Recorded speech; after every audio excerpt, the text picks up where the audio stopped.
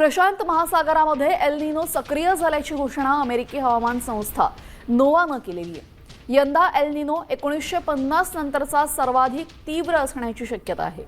यामुळे भारतात मान्सूनचा पाऊस कमी किंवा अनियमित होऊन शेतीवर मोठा परिणाम होऊ शकतो। जून महिना सुरू झाला की आपल्या सगळ्यांचे डोळे एकाच गोष्टीकडे लागलेले असतात, तो म्हणजे आपला मान्सून। पण यंदा मान्सूनच्या प्रवासाने महाराष्ट्रातील जनतेला आणि विशेषतः आपल्या शेतकरी राजाला चिंतेत टाकले। केरळमध्ये वेळेआधी हजेरी लावणाऱ्या मान्सूनने महाराष्ट्रात दणक्यात प्रवेश तर केला। सिंधुदुर्ग, कोल्हापूर, सांगली पार करत तो रत्नागिरी, सातारा आणि सोलापूरपर्यंत पोहोचला सुद्धा। पण गेल्या 2 दिवसांपासून या मान्सूनच्या प्रवासाला अचानक ब्रेक लागलाय। होय, मान्सूनची एक्सप्रेस सध्या एकाच ठिकाणी थांबली। मग हा ब्रेक का लागला? अरबी समुद्रात नक्की काय घडतंय? तुमच्या जिल्ह्यात पाऊस कधी पडणार? आणि हवामान विभागाने दिलेला येल्लो अलर्ट नेमका कोणत्या भागासाठी आहे? या सर्व प्रश्नांची सविस्तर आणि अचूक माहिती आज आपण या व्हिडिओमध्ये पाहणार आहोत। व्हिडिओ शेवटपर्यंत नक्की पहा, कारण अर्धवट माहिती नेहमीच दिशाभूल करू शकते। चला तर मग सुरुवात करूया। पण त्याआधी तुम्ही जर आपल्या हक्काच्या मराठी न्यूज चॅनलला सबस्क्राईब केलेलं नसेल, फॉलो केलं नसेल तर नक्की करा, जेणेकरून मराठी न्यूज चॅनलचे अपडेट्स लवकरात लवकर तुमच्यापर्यंत पोहोचण्यास मदत होईल। तर सर्वात आधी समजून घेऊया की मान्सून सध्या नेमकं कुठे अडकलाय।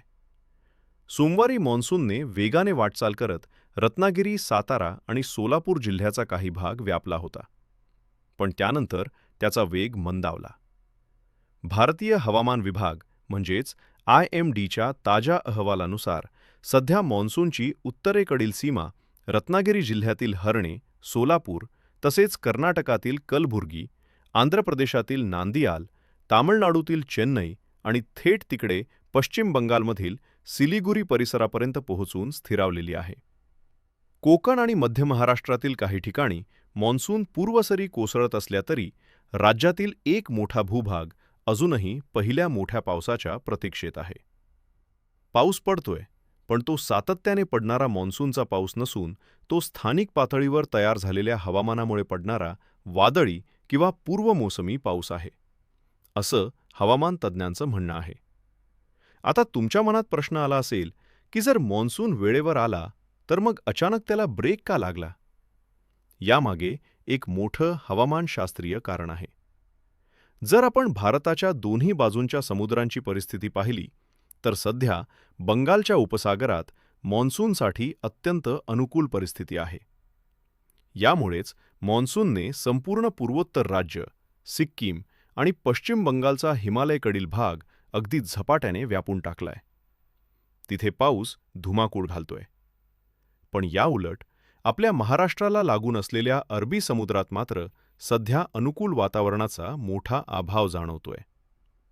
अरबी समुद्रावरून येणारे बाष्पयुक्त वारे तितकेसे सक्षम नसल्यामुळे महाराष्ट्रातील मान्सूनची वाटचाल मंदवलेली आहे। मान्सूनला पुढे सरकणार। मान्सूनला पुढे सरकण्यासाठी ज्या पुशची किंवा ताकदीची गरज असते ती सध्या अरबी समुद्रातून मिळत नाहीये। परिणामी मान्सून एकाच जागी रेंगाळलाय। पण काळजी करू नका, मान्सून जरी थांबला असला तरी हवामान विभागाने पुढील 5 दिवसांसाठी अत्यंत महत्त्वाचा अंदाज वर्तवलाय। IMDच्या ताज्या अपडेटनुसार पुढील 3 दिवसात मान्सून पुन्हा एकदा सक्रिय होईल आणि महाराष्ट्रातील आणखी काही भाग व्यापण्यास सुरुवात करेल।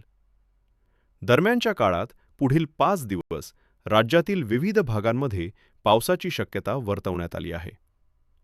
आज विदर्भासह कोकणातील काही जिल्ह्यांमध्ये विजांच्या कडकडाट्यासह आणि वादळी वाऱ्यासह तुरळक पाऊस पडू शकतो। म्हणूनच इथं येल्लो अलर्ट जारी करण्यात आलाय। दुसरीकडे पालघर जिल्ह्यासाठी मात्र उष्ण आणि दमट हवामानाचा इशारा देण्यात आलाय। म्हणजेच पालघरकरांना उकाड्याचा सामना करावा लागणार आहे। उर्वरित महाराष्ट्रात अंशतः ढगाळ वातावरण असेल, पण हवेतील दमटपणा आणि उकाडा कायम राहणार असल्यानं नागरिकांना उष्णतेचा त्रास आणखी काही दिवस सहन करावा लागू शकतो।